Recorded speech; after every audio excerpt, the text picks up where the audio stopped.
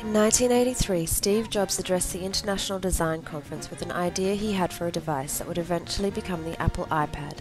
His vision for the future was to create an incredible computer you could carry in the shape of a book, and he imagined it would be linked to a wireless technology similar to a radio link that could communicate with larger databases and other computers. Jobs was a revolutionary thinker, already imagining the advent of email, mobile computing, and satellite mapping systems, and how they would impact and transform our society. 30 years later, and the Apple iPad is changing the way we see the world. But to put it in perspective, in 1983, the Apple II was the best-selling computer, and Nintendo's family computer went on sale in Japan. But just like all revolutionary thinkers before Jobs, the rebels, the misfits, the movers, the shakers, the troublemakers, the dreamers, the entrepreneurs, the hippies, the crazies, the creatives, the ones who see things differently, Jobs encountered doubt and disbelief. He had been kicked out of his own company and fought to regain it when Apple was on the brink of bankruptcy.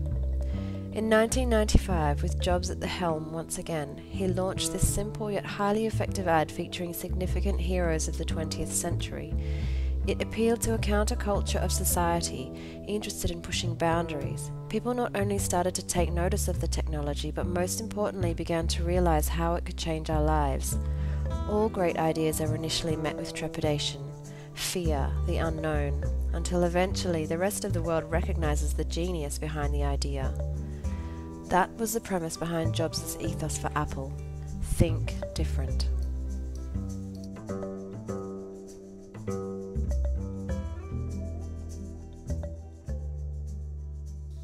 And that is exactly what we want our students to do.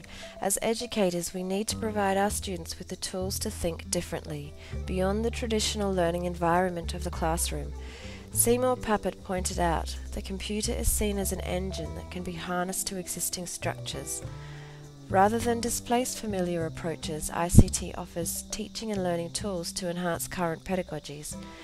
The implication being that ICT can and should link to sound education. Portable ICTs empower children to make connections to the real world. They begin to understand the World Wide Web has real purposes and real audiences. Their learning is facilitated by the myriad of places they can access and contribute their ideas. In our globalized community, exchange of knowledge is quick and accessible, and our teaching must reflect our willingness to adopt and adapt to these new digital learning environments.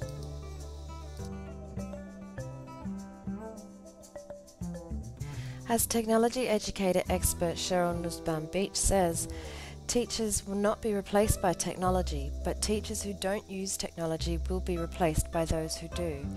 As teachers, we need to be positive and embrace the changes in the ever-changing technology.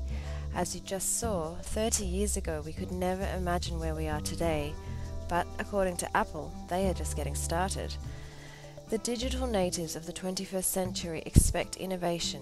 The key to engaging our young learners is through technology. However, while iPads are engaging, technology needs to be above everything else in the service of learning. One of the key challenges to history teachers is how to demonstrate the relevance of history to the present in a sufficiently convincing manner to gain the interest of the students. Portable ICTs, particularly the iPad, support essential skills in complex communication, new media literacy, creativity, and self-directed learning, and can be a valuable tool in the history classroom. Using the resources of the internet to link the past to the present can be a way of persuading students that history is vital and relevant to their lives, and portable ICTs enable teachers to bring history to life rather than rehash the curriculum of the dead. The use of the iPad in the history classroom would add an extra dimension to teaching and learning. Students can have access to online textbooks with technological capabilities that include tools for collaborative work, where students discuss ideas on virtual blackboards and discussion panels. Students could encounter and annotate primary and secondary sources, explore specialized history apps, go on a virtual tour of a war memorial or museum, and with the iPad they could watch documentaries from across the globe, listen to stirring speeches and dynamic lectures, use graphic organizers to organize evidence and information. They can write fascinating blogs or create multimedia presentations with their own images and videos. Within a few click buttons, students have unlimited access to narratives, timelines, maps, and vocabulary. The digital citizens of the connected classrooms will be able to access their curriculum, manage their assessments, and communicate with their peers and teachers. The options are unlimited, and the future is now. Think different.